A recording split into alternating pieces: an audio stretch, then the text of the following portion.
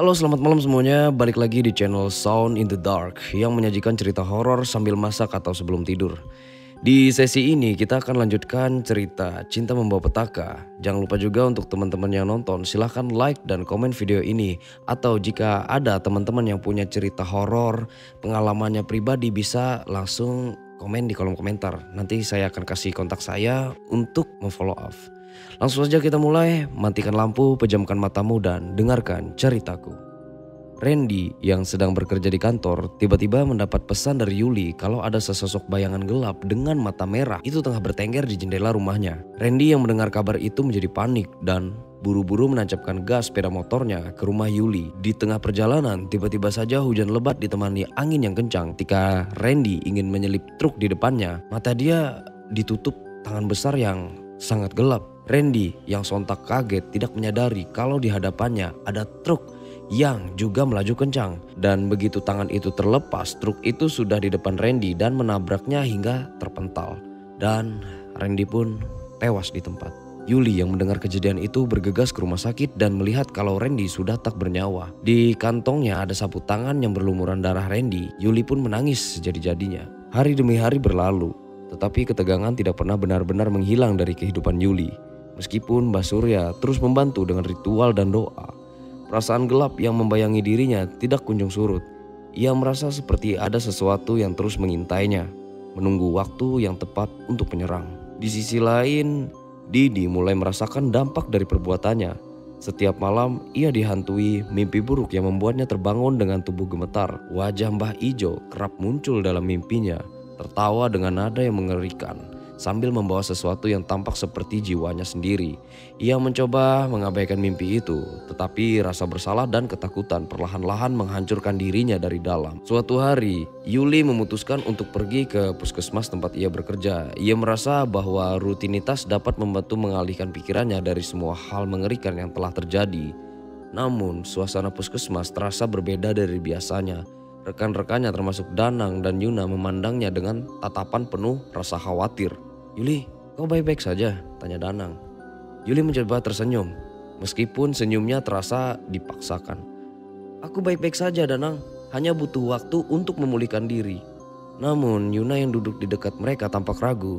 "Yuli, kau tahu kami peduli padamu, bukan? Jika ada sesuatu yang bisa kami lakukan untuk membantu, katakan saja." Yuli menatap kedua temannya dengan rasa terima kasih. "Terima kasih atas tawaran bantuan kalian. Aku benar-benar menghargai perhatian kalian. Tapi ini adalah sesuatu yang harus aku selesaikan sendiri." Meski begitu, Yuli tahu bahwa dirinya tidak sepenuhnya jujur. Bagaimana ia bisa menjelaskan kepada mereka tentang semua hal gaib yang sedang ia alami. Bahkan dirinya sendiri masih sulit mempercayai apa yang telah terjadi. Malam itu, Yuli memutuskan untuk kembali tidur di kamar ibunya. Meskipun ia tahu bahwa keberadaan ibunya tidak sepenuhnya dapat melindunginya. Setidaknya ia merasa lebih aman, namun tidurnya terganggu oleh suara-suara aneh yang kembali terdengar dari luar jendela. "Yuli, keluarlah." Yuli membuka matanya perlahan. Suara itu terdengar begitu jelas, seperti seseorang sedang memanggilnya dari kejauhan. Ia mencoba mengabaikannya, tetapi suara itu semakin keras, semakin mendesak. Dengan penuh rasa takut, Yuli memberanikan diri untuk bangun dari tempat tidur. Ia berjalan perlahan ke arah jendela, membuka tirai dengan tangan gemetar. Namun yang ia lihat hanyalah kegelapan malam.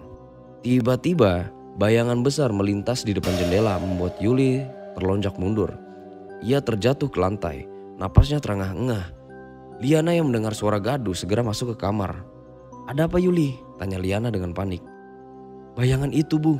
Yuli menunjuk ke arah jendela. Tetapi saat Liana melihat ke sana, tidak ada siapa-siapa di sana. Liana memeluk Yuli erat-erat. "Semua akan baik-baik saja, Nak. Aku ada di sini bersamamu." Namun dalam hati Yuli, ia tahu bahwa ini baru permulaan. Ancaman itu semakin nyata, semakin dekat. Ia harus menemukan cara untuk menghentikan semua ini sebelum terlambat. Di tempat lain, Didi yang tidak tahan lagi dengan rasa bersalahnya memutuskan untuk menemui Mbah Ijo. Ia pergi ke rumah dukun itu tengah malam dengan hati yang penuh kegelisahan. Saat ia tiba, ia menemukan Mbah Ijo sedang duduk di ruangannya, dikelilingi oleh benda-benda mistis yang tampak semakin menyeramkan.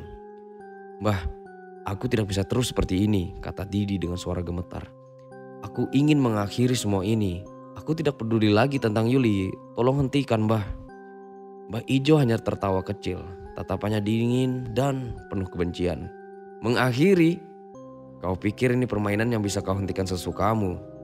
Kau sudah membuat perjanjian, Didi. Tidak ada jalan keluar. Didi merasa seluruh tubuhnya bergetar. Tapi aku tidak bisa. Aku tidak sanggup lagi. Mbah Ijo mendekati Didi, menatapnya dengan mata yang penuh dengan kegelapan. Kau harus menerima konsekuensinya, Didi.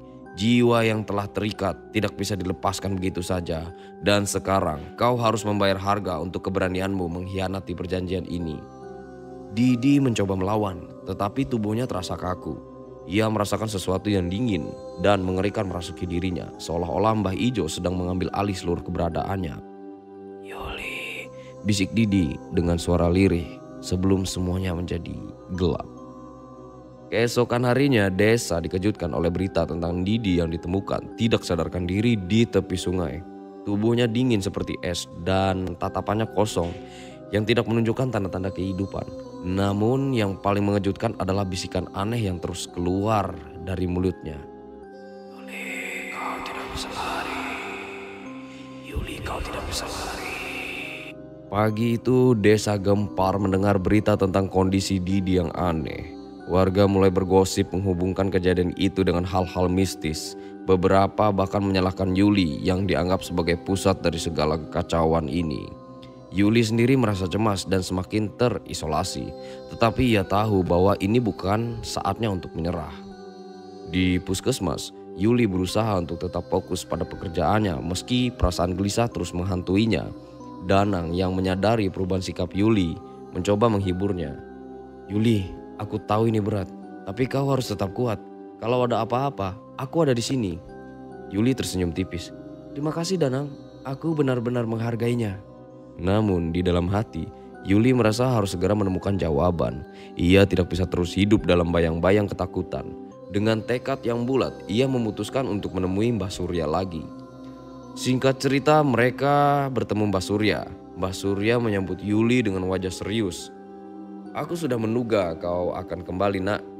Kau membawa beban yang berat dan aku bisa merasakannya. Yuli mengangguk. Mbah, aku tidak tahu harus bagaimana lagi. Segala hal buruk terus terjadi dan aku merasa tidak berdaya. Mbah Surya memejamkan mata sejenak seperti sedang mencari petunjuk dari dunia gaib. Setelah beberapa saat, ia membuka matanya dan menatap Yuli dengan tajam. Untuk menghentikan semua ini, kita harus melakukan ritual penebusan. Tapi ritual ini tidaklah mudah, kau harus siap menghadapi apapun. Aku siap, Mbah. Aku akan lakukan apa saja untuk menghentikan semua ini, jawab Yuli tanpa ragu. Mbah Surya menjelaskan bahwa ritual tersebut memerlukan keberanian dan pengorbanan. Ia meminta Yuli untuk membawa beberapa benda pribadi miliknya, serta sesuatu yang pernah dimiliki oleh orang yang terlibat dalam kekacauan ini, terutama Didi. Yuli merasa ragu, tetapi ia tahu ini adalah satu-satunya cara. Di tempat lain, Veno merasa semakin gelisah. Ia mulai merasakan bahwa sesuatu yang buruk sedang terjadi. Ketika ia mendengar tentang kondisi Didi, ia memutuskan untuk pergi ke rumah Mbah Ijo untuk mencari jawaban. Namun setibanya di sana, ia menemukan rumah itu dalam keadaan kosong dan penuh dengan aura gelap. Mbah Ijo, apakah kau di sini? Panggil Veno dengan suara bergetar. Tidak ada jawaban, tetapi ia merasa seperti sedang diawasi. Tiba-tiba suara tawa pelan terdengar dari sudut ruangan, membuatnya merinding. Veno segera berlari keluar, tetapi langkahnya terhenti ketika bayangan besar muncul di depannya. Kau pikir bisa lari dari ini semua, Veno? Suara itu bergema seperti berasal dari dalam kepalanya. Veno jatuh berlutut, tubuhnya gemetar. Ia tahu bahwa ia telah terlibat dalam sesuatu yang jauh lebih besar dan lebih gelap dari yang pernah ia bayangkan. Malam itu, Yuli bersama Mbah Surya memulai ritual penebusan di tempat yang dianggap keramat. Ritual dimulai dengan doa-doa dan mantra yang diucapkan oleh Mbah Surya. Yuli merasa hawa dingin menyelimuti tubuhnya, tetapi ia tetap bertahan ketika Mbah Surya menyalakan dupa. Hari yang ditunggu-tunggu pun tiba. Malam ritual penebusan telah direncanakan dengan matang oleh Mbah Surya dan Yuli, dengan perasaan campur aduk antara ketakutan dan harapan. Membawa benda-benda yang diminta, seuntai kalung pemberian ibunya, sapu tangan milik Randy yang masih disimpannya, dan kancing dari jaket Didi yang pernah tertinggal di puskesmas. Di sebuah lapangan kecil yang tersembunyi di dalam hutan, Yuli berdiri di depan lingkaran ritual yang telah digambar dengan hati-hati oleh Mbah Surya. Lingkaran itu dipenuhi simbol-simbol kuno yang tidak Yuli pahami. Namun, aura dari simbol-simbol itu membuat bulu kuduknya meremang. Beberapa lilin besar menyala di sekelilingnya, mengusir sebagian kegelapan malam. "Yuli, ini akan menjadi malam yang panjang," kata Mbah Surya sambil menyiapkan sesajen. "Apapun yang terjadi, jangan tinggalkan lingkaran ini. Ini adalah perlindunganmu." Yuli mengangguk pelan. "Aku mengerti, Mbah." Mbah Surya mulai melantunkan doa dan mantra. Suaranya mengalun dengan nada yang asing namun penuh kekuatan. Angin malam yang tadinya tenang perlahan berubah menjadi dingin dan menderu. Bayangan pepohonan di sekitar mereka tampak seperti bergerak, seolah-olah hutan itu hidup. Tiba-tiba terdengar suara tawa kecil yang melayang di udara. Tawa itu terdengar begitu familiar bagi Yuli, dan ia langsung mengenalinya. "Didi?" bisiknya dengan suara gemetar. Dari kegelapan sesosok bayangan muncul. Wajah Didi tampak pucat, matanya kosong, tetapi ada senyuman licik yang terpampang di bibirnya. Yuli, kau pikir bisa lepas dariku? Yuli menggigit bibirnya, mencoba menahan ketakutannya. Ia tahu bahwa yang berdiri di depannya bukanlah Didi yang ia kenal, melainkan sesuatu yang lain, sesuatu yang lebih gelap dan jahat. "Jangan dengarkan dia, Yuli," seru Mbah Surya sambil terus melantunkan mantranya. "Itu bukan Didi, itu hanya bayangan yang dikirim untuk melemahkanmu." Namun suara-suara lain mulai bermunculan dari segala arah. Wajah-wajah familiar termasuk Randy, bahkan Liana muncul di antara bayang-bayang memanggil nama Yuli dengan nada sedih dan penuh tuduhan.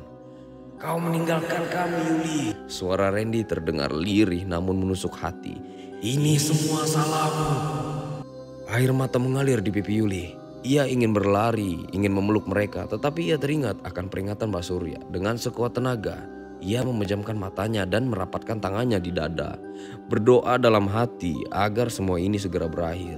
Di tempat lain, Veno yang sedang berada di rumahnya merasakan sesuatu yang aneh. Ia merasa seperti ada kekuatan yang menariknya ke hutan. Tubuhnya bergerak tanpa kendali, mengikuti panggilan yang tidak bisa ia tolak. Dengan langkah berat, ia berjalan menuju tempat ritual tanpa menyadari apa yang menantinya di sana. Ketika Veno tiba, ia melihat Yuli yang berdiri di dalam lingkaran dikelilingi oleh bayangan-bayangan yang menyeramkan.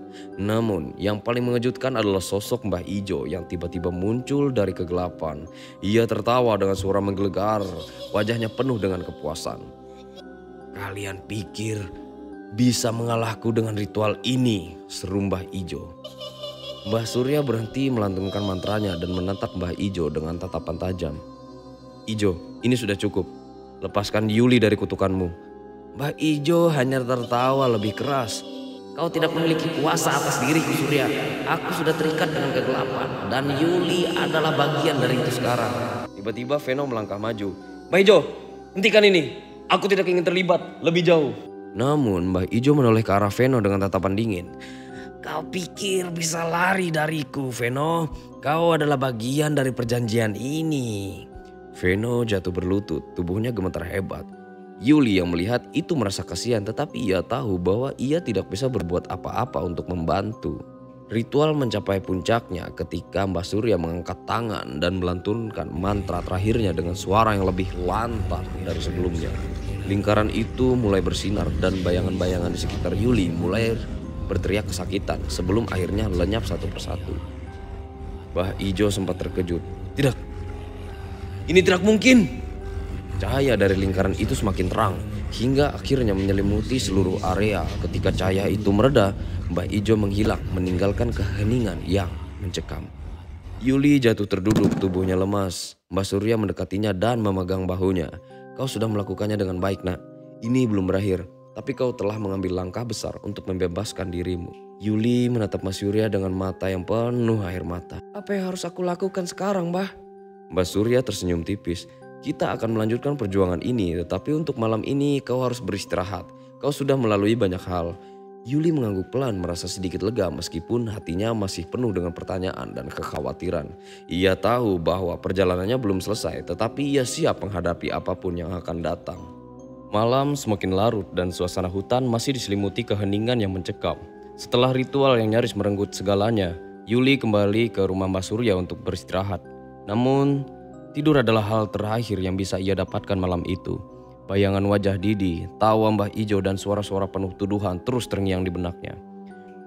Pagi harinya, seorang anak kecil yang sedang bermain di kamar bersama bonekanya, tiba-tiba bonekanya itu bisa berbicara.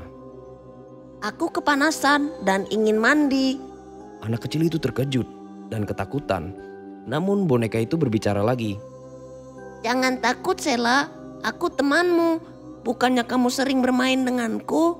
Sela yang masih ketakutan mencoba memberanikan diri menyentuh boneka tersebut dan mengajak boneka itu berbicara.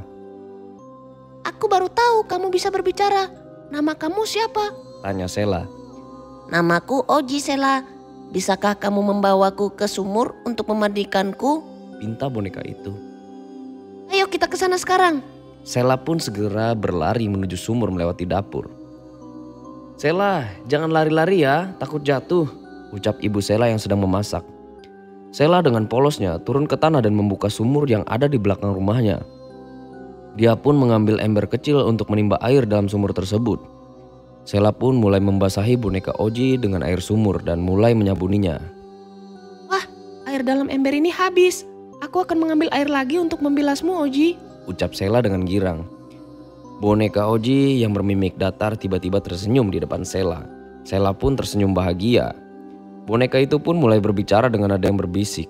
Sela, maukah kamu menjadi temanku selamanya? Ya, aku mau, ucap Sela berbisik. Baiklah, sekarang bilaslah aku Sela. Aku mulai merasa kedinginan. Ayo kita akhiri ini sekarang. Sela yang kegirangan bilang. Baik Oji, aku akan ambil airnya dulu di sumur ya. Begitu Sela berbalik ke arah sumur dan mulai menimba air di dalam sumur, tiba-tiba tali ember itu terputus dan Sela kebingungan untuk mengambil air di sumur yang lumayan dalam. Sela pun mencoba meraih ember itu dengan ranting kayu. Saat Sela naik ke dinding sumur, tiba-tiba boneka Oji berubah. Mimik wajahnya menjadi marah dan menyeramkan. Matanya memerah. Dengan cepat, Oji langsung berlari menuju sumur. Janji adalah janji. Kamu harus menemaniku di alam lain selamanya, Sela, ucap Oji sambil mendorong Sela ke dalam sumur.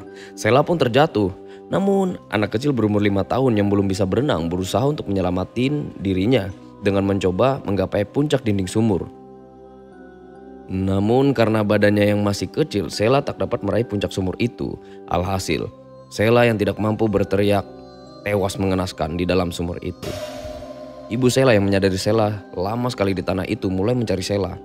Ibunya pun memanggil namanya berkali-kali namun tidak ada jawaban.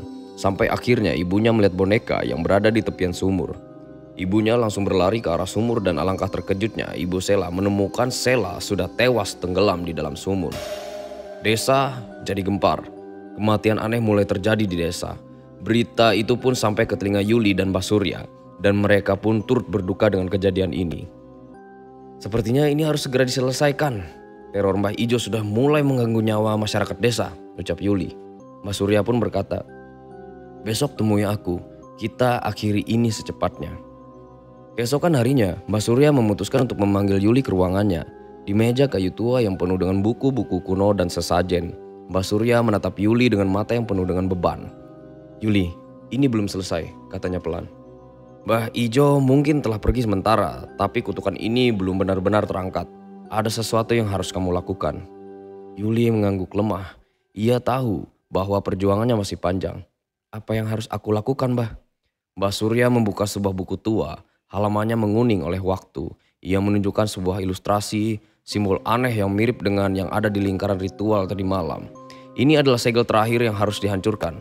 Segel ini adalah sumber kekuatan Mbah Ijo dan selama segel ini tetap utuh, ia akan selalu memiliki kendali atas hidupmu. Bagaimana cara menghancurkannya? Tanya Yuli dengan suara gemetar. Segel ini tersembunyi di sebuah gua di ujung hutan. Namun gua itu dilindungi oleh penjaga bayangan, makhluk-makhluk yang akan mencoba menghentikanmu. Kamu harus membawa sesuatu yang dapat melindungimu. Mbah Surya mengambil sebuah gelang dari dalam laci meja. Gelang itu terbuat dari benang merah dengan sebuah batu kecil berwarna hitam di tengahnya. Ini adalah gelang pelindung. Selama kau memakainya, makhluk-makhluk itu tidak bisa menyentuhmu. Namun, kau harus tetap berhati-hati. Yuli menerima gelang itu dengan tangan gemetar. Aku akan melakukannya Mbah, apapun yang diperlukan untuk mengakhiri semua ini. Di tempat lain Mbah Ijo tengah merencanakan langkah berikutnya. Ia tidak tinggal diam setelah ritual tadi malam. Di dalam gubuknya yang gelap, ia memanggil arwah-arwah pelindung untuk memperkuat segel terakhir. Ia tahu bahwa Yuli akan datang, dan ia tidak akan membiarkan gadis itu menghancurkan semua yang telah ia bangun selama bertahun-tahun. Kalian tahu apa yang harus dilakukan. Katanya kepada bayangan-bayangan yang melayang di sekitarnya. Hentikan dia apapun caranya. Bayangan-bayangan itu menghilang dalam sekejap, meninggalkan Mbah Ijo sendirian dengan senyum liciknya.